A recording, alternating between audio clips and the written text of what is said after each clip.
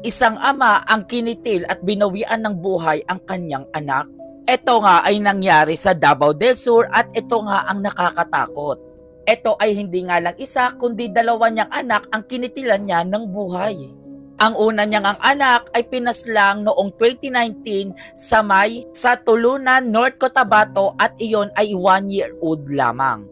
At ang pangalawa niyang anak ay pinaslang niya na 7 months old pa lamang.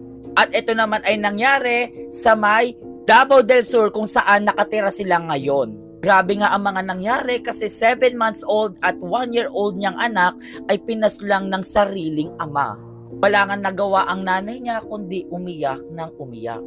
Ang hirap nga lang din isipin na magulang mo mismo ang papaslang sa'yo.